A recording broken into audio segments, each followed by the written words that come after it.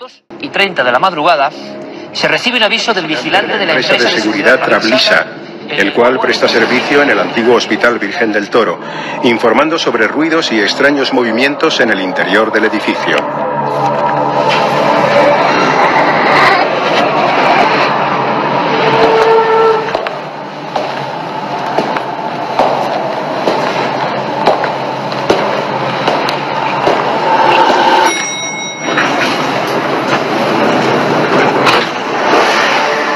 Primera escena de esta historia, Daniel. Alguien llama a la Guardia Civil porque está observando qué está pasando y de qué lugar estamos hablando. Esto es un hospital que habían cerrado meses antes porque abrieron un hospital nuevo en el centro de Menorca. Esa noche nos llama el vigilante no porque escuchase nada así que le llamase la atención, sino porque había unos ruidos y pensaba, el vigilante cuando él nos hace la llamada, nos dice que posiblemente quieran sustraer algunos de las pertenencias que hay allí en el hospital. Él piensa en ladrones de medio Efectivamente. En plena noche, 2:30 de la madrugada. Y una cosa importante, Daniel, ¿es alguna zona concreta del hospital? O sea, el vigilante está en la parte baja y creo que es en la zona de arriba, ¿no? Efectivamente. Él nos llama, no nos concreta, en el primer momento no nos concreta de dónde vienen los ruidos, sino que es del interior del hospital sin concretarnos, porque él solo no quiso adentrarse para ver de dónde provenía. ¿Estaba asustado? No estaba asustado, pero no quería ir él solo y hacía bien porque al fin y al cabo no tenía por qué enfrentarse a nada él solo.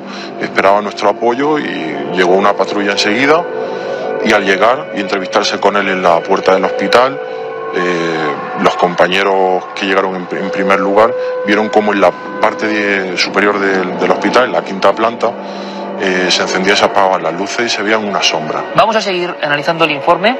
Dice así: personada en el lugar la patrulla en servicio y con el apoyo de otra patrulla de la unidad fiscal se procede a una exhaustiva inspección del lugar, no encontrando a nadie en el interior del edificio, pero escuchando por los componentes ruidos, susurros y risas provenientes de la última planta del hospital.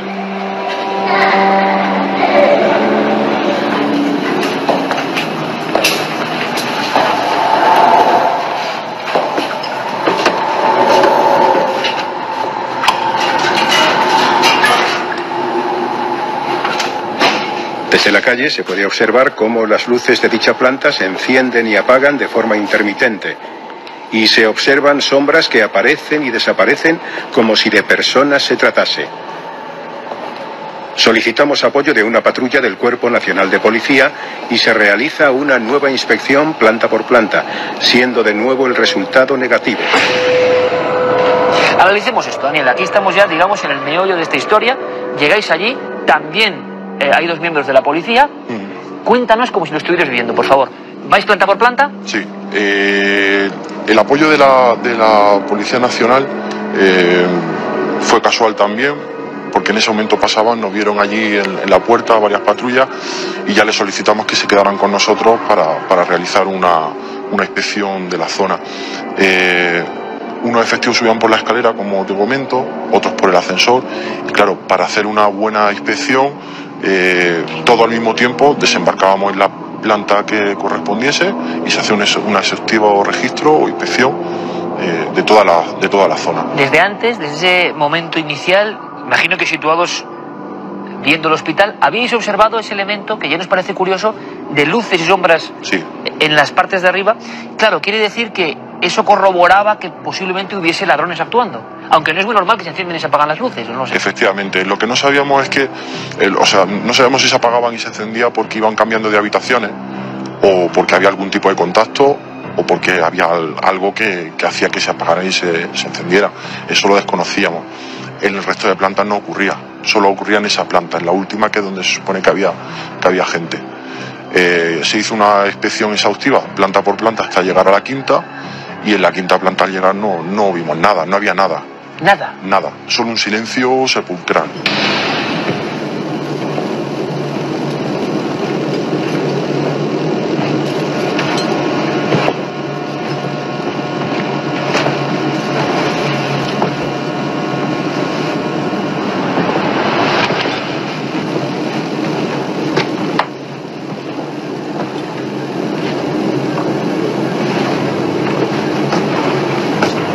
opináis en ese momento? Tú personalmente, cuando estás con tus compañeros y llegas ahí y no hay nada, ¿qué se te pasa por la cabeza? La verdad es que en ese momento, si te digo la verdad, pensé que habían sido más listos que nosotros y se habían escondido. Estaban bien escondidos y que habría que hacer un registro de nuevo. Situación, por tanto, estáis acostumbrados, pero de cierto peligro, de mucho peligro. Sí. En un inmueble cerrado, Sí, sí, con posibles ladrones escondidos. efectivamente. Con lo cual nos bajamos otra vez a la calle, enfocamos un nuevo registro de otra forma y solicitamos el apoyo del servicio cinológico del cuerpo. ¿Qué ocurre con el perro? Bueno, antes de que llegara el perro, nosotros hicimos una nueva inspección, un nuevo registro, y al llegar a la quinta planta observamos algo raro, que en principio no sabíamos ubicar. Luego nos dimos cuenta que es que los muebles y los enseres que había en la planta, la mayoría estaban cambiados de lugar. Desde la primera inspección hasta la siguiente transcurre un tiempo que no es mucho. 10 minutos. Y está cambiado los... Sí, Ahí ya imagino que os quedéis perplejos. claro. En ese momento ya... En seres grandes. Sí, bueno, eran camas, lámparas de quirófano, cosas, bueno, enseres propios de unos... Absurdo por completo, claro. Sí, y estaban cambiadas. A lo mejor una cama que había en una habitación estaba en el pasillo. Y cajas que había allí, había cajas de cartón que dentro tenían pues, carpetas con documentación, estaban dentro de las habitaciones o armarios que estaban abiertos. O sea, cosas que no es que la habían robado ni la habían sustraído, pero estaban cambiadas de lugar. No había ido tiempo, Imposible, ni había, digamos, otras vías de acceso que no fuesen vigiladas por vosotros. imposible. Estaba todo taponado y cerrado. ¿Qué pasa en el grupo entonces de agentes del orden? En ese momento, bueno, nos quedamos perplejos, volvimos a bajar, ya llegó el compañero del servicio cinológico y volvimos a hacer una nueva inspección, planta por planta, nuevamente ya con el perro. Entra con normalidad absoluta el perro. Totalmente. Empieza a inspeccionar las plantas. No marca nada en ninguna planta, ni en la primera, ni en la segunda, ni en la tercera, ni en la cuarta. No marcó nada, nada. Pero en la quinta sí que le pasó algo que nos dejó... Se decide solicitar el apoyo del servicio cinológico para el rastreo de personas. El perro realiza inspección y rastreo de las 4 primeras plantas, pero al llegar a la quinta se niega a salir del ascensor y se pone nervioso con fuertes movimientos.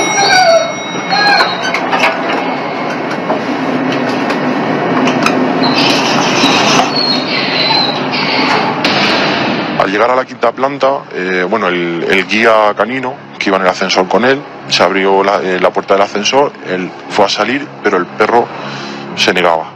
El perro estaba en el ascensor. ¿No salí del ascensor? No quería salir del ascensor en ningún momento. Cuando el guía le tiraba un poco de la correa para sacarlo, el perro daba su negativa, echaba las patas delanteras, las echaba hacia adelante y se frenaba y no quería salir. ¿No ladraba? No... Hacía como una especie de lloro, ¿no? Un aullido así como un lloro. El compañero, o sea, su guía, tiene un juguete que el perro, bueno, se lo tira al fondo del mar y el perro va a por el juguete. El guía imagino que sería el primer sorprendido con esta actitud. Sí, él decía que era algo inexplicable. Decía, si el perro no quiere salir, aquí pasa algo. ¿Y el perro no llegó a inspeccionar la planta? No, ya te digo, le tiró el juguete al pasillo, que lo normal es que hubiese ido a por el juguete, y el perro no fue a por el juguete. No fue a por el juguete. Dice el informe, repito, el informe de la Guardia Civil, del puesto de Mahón, se realiza la inspección y el rastreo de las 4 primeras plantas, pero al llegar a la quinta, el perro se niega a salir del ascensor y se pone nervioso con fuertes movimientos, de una forma que su guía desconoce.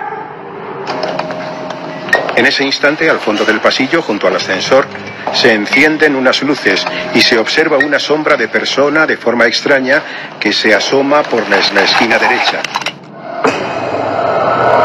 Y aquí quizá, y también os lo va a contar Daniel, porque él lo vivió en primera persona, todo el informe es sorprendente, alucinante, histórico y además como una especie de catálogo de fenómenos extraños. Pero lo que pasa ya aquí, en esta franja del momento del informe, es increíble. Llegasteis, Daniel, hay que decirlo sin ningún temor, a sacar el arma reglamentaria, Sí. Porque eso era una sombra muy rara.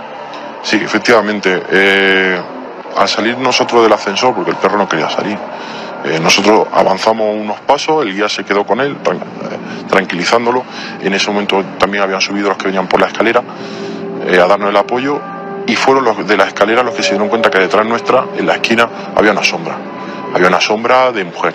O sea, se veía solo se podía ver la mitad del cuerpo, porque la otra mitad la tapaba lo que es la esquina de la... O sea, ya estaba asomándose y solo se veía la mitad, un lado del cuerpo. Sí, se asomaba como temorosa, pero a ver lo que pasaba, pero no daba ninguna señal ni de movimiento, ni de ruido, ni nada.